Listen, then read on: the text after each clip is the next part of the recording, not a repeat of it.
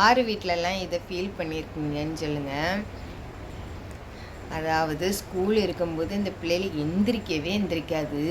இவன் ஒரே தூக்கமாக தான் இருக்கும் மக்களே.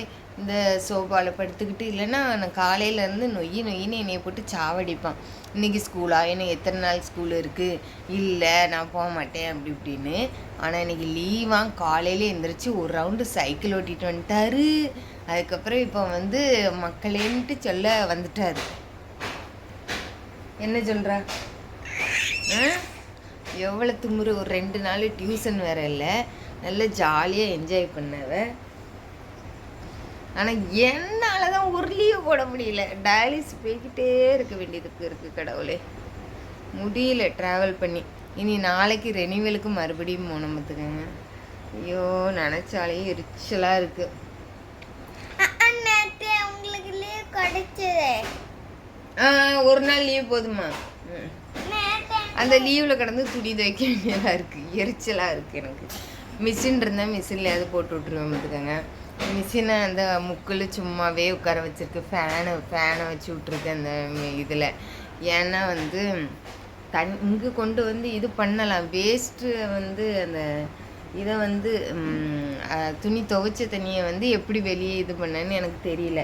எல்லோரும் சொல்கிறா சிங்கு தொட்டி பைப்புக்குள்ளே போடுங்கன்ட்டு. நம்ம ஏதாவது கை வைக்க போய் ஏதாவது ஆயிட்டுன்னா நம்மளால் சரி பண்ணி கொடுக்க முடியாது. அதுக்கு நம்மளே கையாலேயே துவைச்சிடலான்ட்டு நாங்கள் துவைச்சிடுறது. இப்போ தான் எந்திரிச்சு உட்காந்துருக்கேன். நேற்று பட்டாணி ஊற போட்டேன் பார்த்துக்கோங்க.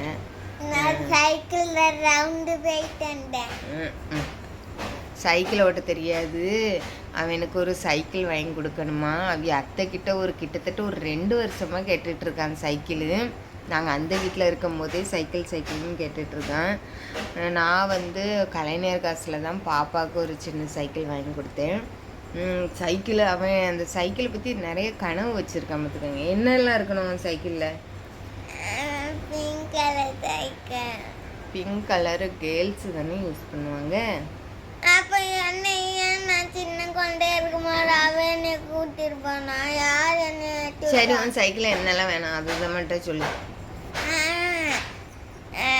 முன்னாடி லைட் மாதிரி இருக்குமே அது வேணும். அதுக்கப்புறம் ஸ்டாண்டு வேணும். அதுக்கப்புறம் 2 வீல் வேணும் பின்னாடி. அதுக்கப்புறம் என்ன வேணுமா உட்கார சீட்டு வேணும். அதுக்கப்புறம் பின்னாடி ஒரு சீட்டு. அதுக்கப்புறம் அவ்வளோதானா? சைக்கிள் இவன்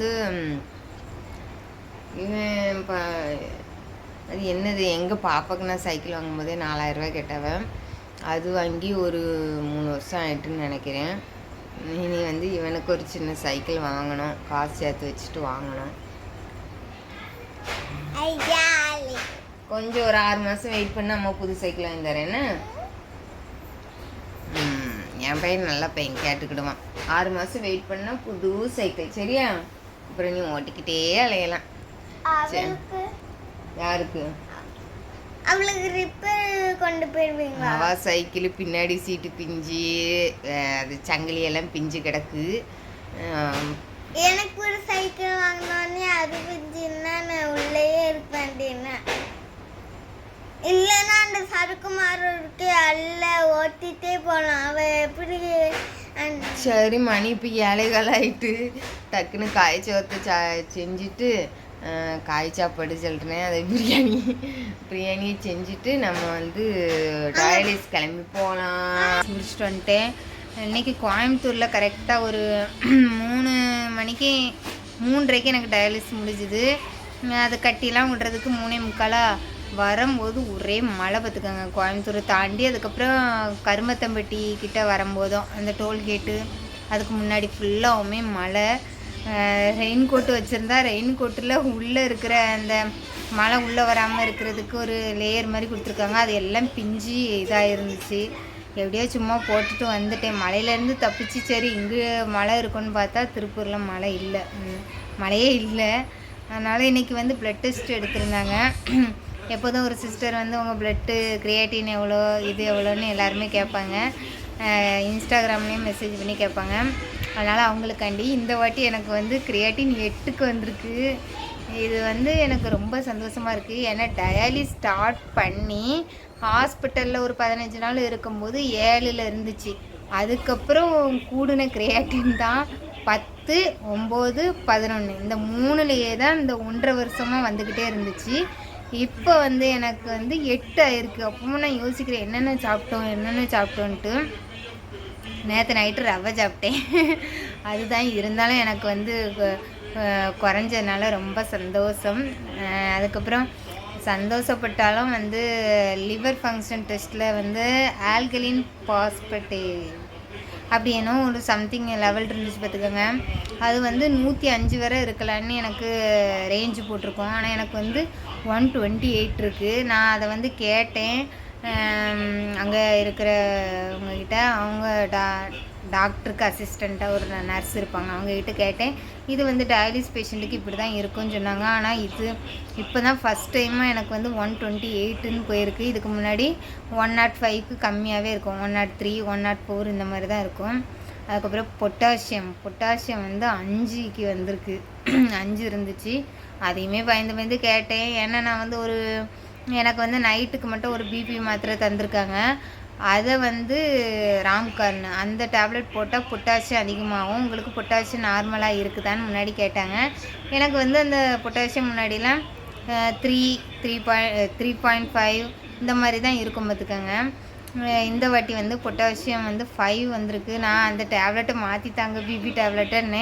இது ஒன்றும் பிரச்சனை இல்லை அப்படின்னு சொல்லியிருக்காவ. மறுபடியும் பொட்டாசியம் ஏறிச்சுன்னா அந்த பிபி மாத்திரை மாற்றிட வேண்டியதான். ஏன்னா அது வந்து பிபி நல்லா கண்ட்ரோல் பண்ணுமா, ஆனால் பொட்டாசியம் வந்து அதிகமாக்கும்னு சொன்னாங்க. இப்படி வந்து கிரியேட்டின் கொஞ்சம் கம்மியானது வந்து எனக்கு ரொம்ப சந்தோஷமாக இருக்குது. ஆனால் ப்ளட்டு வந்து முதல்ல 5.8ன்னு சொன்னேன்னா இப்போ 6.4. இப்போ ஒரு ஊசியை போட சொல்லணும்னா மறந்துடுவேன். அதுக்கப்புறம் ஊசி காலி ஆகிட்டே நீ ஊசி வாங்கணும். இந்த சந்தோஷத்தில் வந்தால் வீட்டில் இன்றைக்கி என் பசங்களுக்கு லீவாக 2 பேர்த்தையும் வீட்டில் விட்டுட்டு போயிருந்தேன் பார்த்துக்கோங்க. ஒரே சண்டையான்.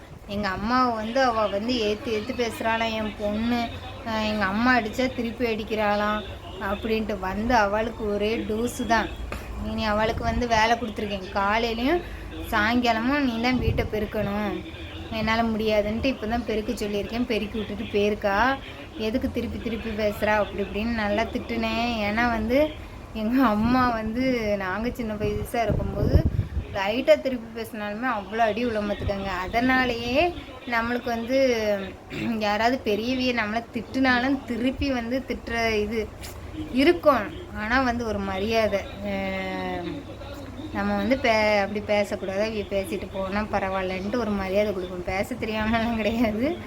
ஆனால் வந்து சின்ன வயசுலேயே அப்படி பெரிய ஆட்களுக்கு மதிக்கணும், அவைய சொல்கிறத கேட்கணும் அப்படின்லாம் சொல்லி தந்துட்டு இப்போ வந்து நம்மளை விட பெரிய ஆட்கள் என்ன பேசுனாலும் நம்மளால் திருப்பி கேட்க முடியாத சுச்சுவேஷன். அப்படி தயக்கமாக இருக்கும்.